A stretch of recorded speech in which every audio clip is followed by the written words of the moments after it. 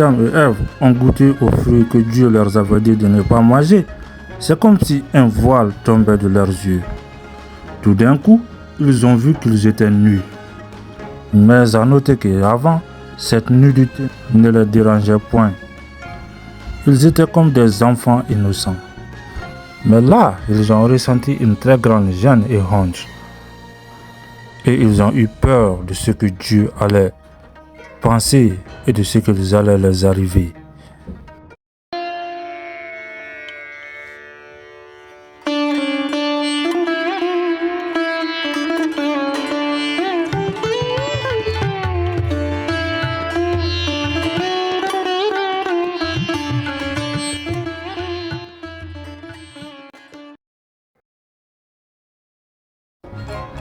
Vite, en vitesse, ils ont cherché de grandes feuilles dans le jardin, des feuilles larges comme des mains.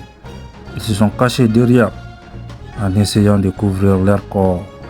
C'était la première fois qu'ils ressentaient le besoin de se cacher. Ils avaient fait quelque chose de mal, ils le savaient au fond de leur cœur, et ça les rendait mal à l'aise.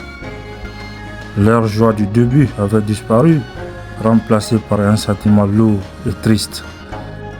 Et puis, ils ont entendu la voix de Dieu qui parlait dans le jardin. Sa voix était forte et pleine d'autorité, mais on sentait aussi une pointe de tristesse. Il leur a dit: « Est-ce que je ne vous avais pas dit de ne pas manger de cet arbre? Je vous avais bien dit que le diable était votre ennemi et qu'il voulait seulement vous faire du mal. N'est-ce pas? » Coran chapitre 7 verset 22.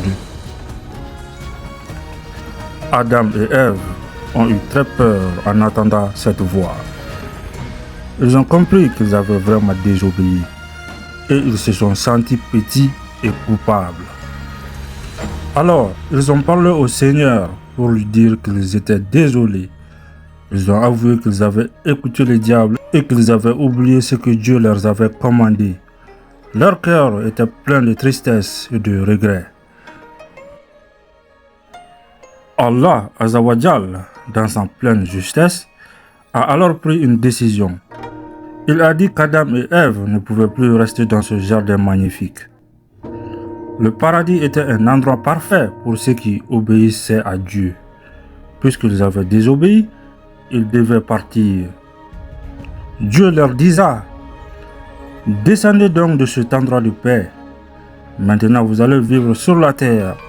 Vous et vos enfants, vous serez parfois en désaccord. Et vous vivrez sur cette terre pendant un temps limité. » Coran chapitre 2, verset 36. Adam et Ève quittèrent le paradis. C'était un moment très triste pour eux. Ils laissaient derrière eux un endroit où il n'y avait jamais eu de tristesse, de douleur ou de fatigue. La terre était un endroit nouveau et inconnu, beaucoup plus difficile. Ils allaient devoir travailler pour manger et ils allaient connaître la fatigue et peut-être la souffrance. Ce n'était plus la vie facile et heureuse qu'ils avaient au tout début. Mais Dieu est aussi très bon et plein d'amour. Adam, qui comprenait maintenant vraiment sa faute et combien il avait perdu, s'est tourné vers Dieu avec tout son cœur. Il a prié le Seigneur, Allah Azawajal, lui demanda pardon pour ce qu'il avait fait. Il était sincèrement désolé et il savait qu'il avait besoin de l'aide d'Allah Azawajal. Allah Azawajal, dans sa grande bonté, a écouté la prière d'Adam. Il ne l'a pas laissé seul dans son chagrin. Il lui a appris les mots justes pour demander le pardon. Le Coran, qui est le livre saint des musulmans, nous raconte ceci en disant: après cela, Adam a reçu de son Seigneur des paroles et Allah Azawajal a accepté son repentir. Vraiment, Allah est celui qui pardonne toujours. Il est plein de miséricorde. Chapitre 2, verset 37. Cette partie de l'histoire est très importante pour nous tous. Elle nous montre que même si on fait des erreurs, Même si on désobéit à Dieu, il n'est jamais trop tard pour demander le pardon. Dieu est toujours prêt à écouter ceux qui reviennent vers lui avec un cœur sincère et qui regrettent leurs mauvaises actions. Alors, Adam et Ève ont commencé leur vie sur la terre. Leurs histoires nous apprennent que la vie n'est pas toujours facile. On peut faire des erreurs, mais qu'il y a toujours la possibilité de se tourner vers Allah Azawajal et de demander son pardon.